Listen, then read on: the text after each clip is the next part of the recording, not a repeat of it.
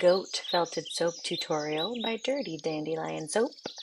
Order felted soap kits, natural soap, and other delights at dirtydandelionsoap.com.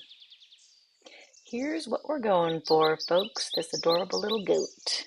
So grab yourself your wet felted soap bar, a little tuft of blue and a tuft of white. We're going to start from the back and move to the front. That first layer is going to be your clouds and blue sky. Give that little goat a lovely little halo of heaven.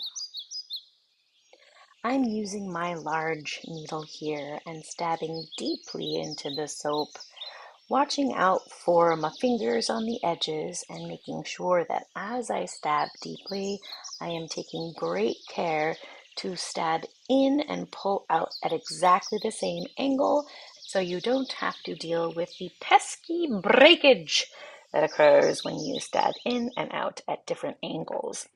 If you do break a needle, don't worry, it happens. We've all done it. We all will do it again. But rule of thumb is to manage that immediately. You'll want to mentally mark where the needle went into the soap, cut a little opening into the felt, feel for that needle, and then grab some tweezers and pull that needle out. Otherwise, you'll be real sad in the day that the needle finds you again through the felt in the shower. And once you find that needle, take a tuft of wool and put it over the hole, felt all that back together. Easy fix, and you're good to go. Now, this is a good time to put some energy on noticing how much pressure you need to felt deeply, what it looks like or feels like when you felt more shallow into the soap. You don't always need to go all the way in. Sometimes just a little shallow poke is all you need to get the effect that you're looking for. Okay, so now let's move on to actually creating our cute little goat. I'm going to start with the body of the goat, and I've grabbed some brown wool. I've sort of pulled it apart to even out the texture of the ball a bit, and then I like to compare that little ball to the image above. That goat image is exactly the size that you would want to mimic on your soap bar.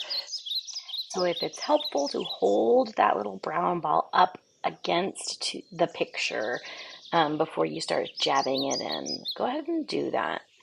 Your eye will improve as you continue to felt, but just keep looking back up to the shape of the goat body and try to make it look similar.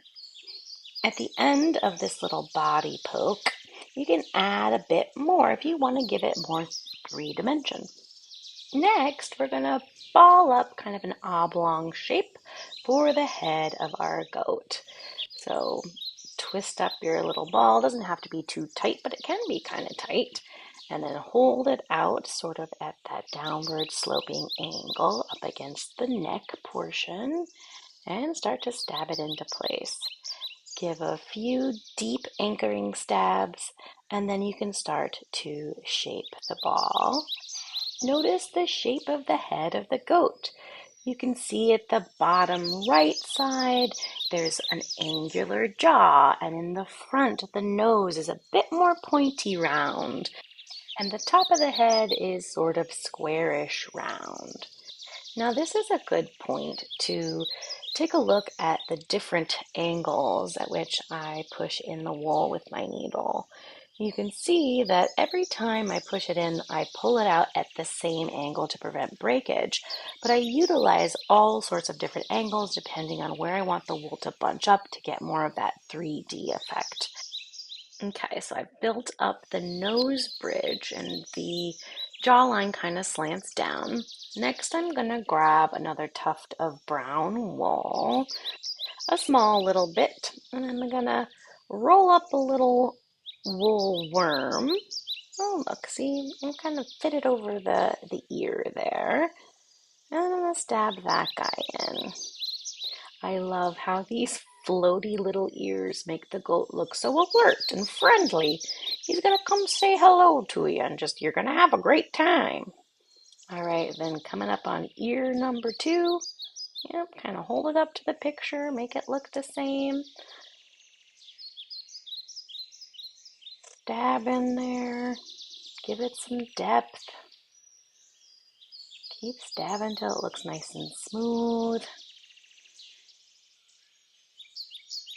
Oh, I wanted a little bit of extra ear on that one to make it a little bit longer so it's nice and even.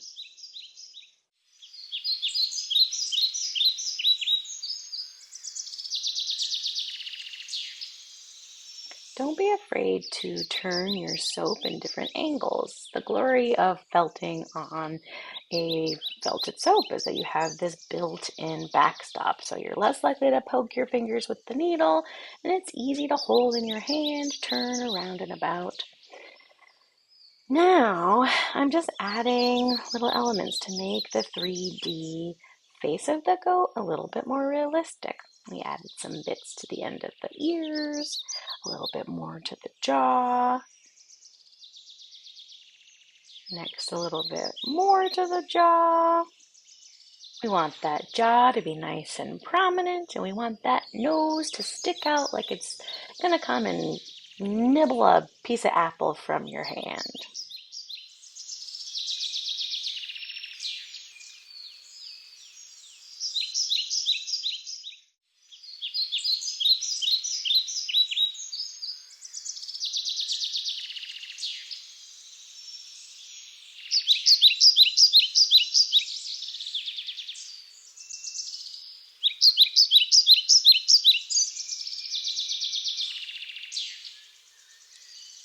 All right, now let's grab a tuft or two of the lighter brown. We're going to start to add some highlights.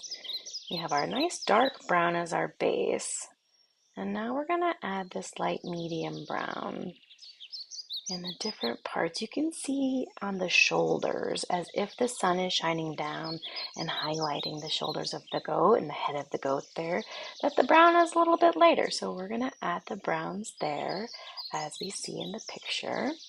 Add a little line on top of the ear and on top of the left bridge of the nose, the right bridge of the nose. Just adding more and more to build depth and shape. It's starting to look like he's coming alive a little bit. I'm loving it.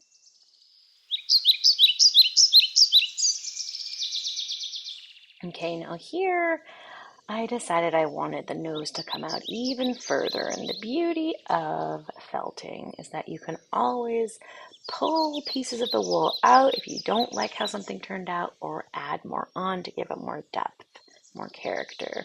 So I added a little bit more of this dark brown to make the nose come out even further and to build on the distinguished look of my friendly little goat.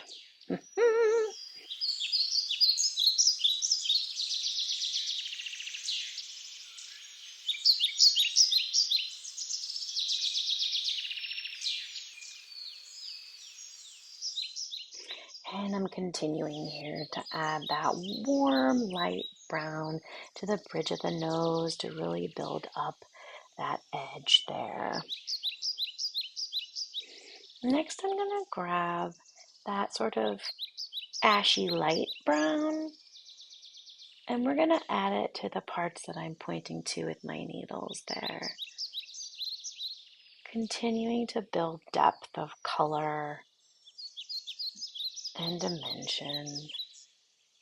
So adding a little of that lighter ashy brown to the chest, to the lower part of the jaw, maybe a little bit on the ears as well.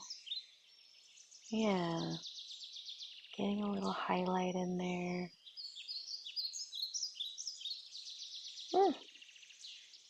Every little bit just kind of adds more character. All right, next, we're starting with the white. So we have a little bit of white on this little goat's chin. Not by the white hair of my chinny chin chin. Adding a little more. We'll do a little on the chest. His little wisdom patch. We're going to get some up on the eyes and the ears. Those little white wisps hanging out. Oh, he's really starting to come along here.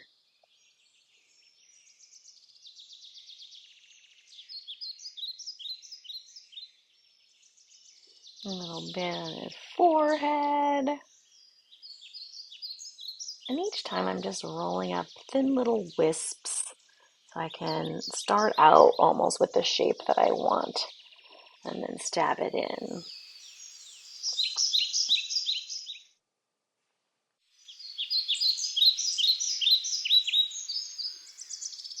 Okay, so next we're going to grab again that light ashy brown and we're going to roll up a little wisp really tightly for the horns. One thing that you can think about if you're having trouble getting the shapes and the angles right of the jawline or of the horn, which is a little bit tricky, turn the picture upside down so that you can trick your brain into focusing on the way that each of those shapes is actually going as opposed to what your brain's preconceived notion of what a goat or the horns should look like might be. You'll be surprised at how much easier it is to focus on the part that you're actually trying to work on as opposed to making it quote unquote look like goat. Okay, now tightly roll up a little bit of that dark green. We're going to do a nice green eye and then stab it in on both sides. Then grab a very small bit of black. That'll be the pupil. Roll that up really tightly and stab that in right in the middle of the green. And then the key to making an eye look realistic is the tiny little white ball of shine. So where the light hits the pupil, you want a tiny little white ball.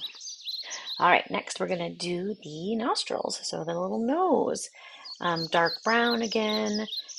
Roll it up into kind of like a triangle. And then we're doing black underneath that where the nostrils are. We're adding a dark brown or a black there to get the mouth smiling a little bit. We're coming around the bend here, folks. We are almost done. Let's roll up a little brown collar because our little goat likes to look sharp. So he's got his little fashion accessory. And now I think we want to add a pretty floral wreath around his neck because this little goat is a winner. He won first prize and he got a flower wreath as an additional fashion accessory so he can prance around town in style. And then we'll add little yellow flowers here to add some sunshiny yellow contrast to the piece.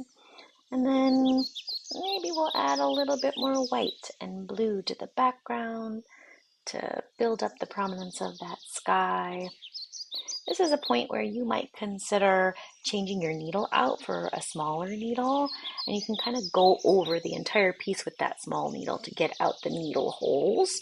Another technique that works well for getting rid of the holes is just to kind of run your thumb over it, to kind of blend some of that wool together, and it'll start to look a little bit more smooth.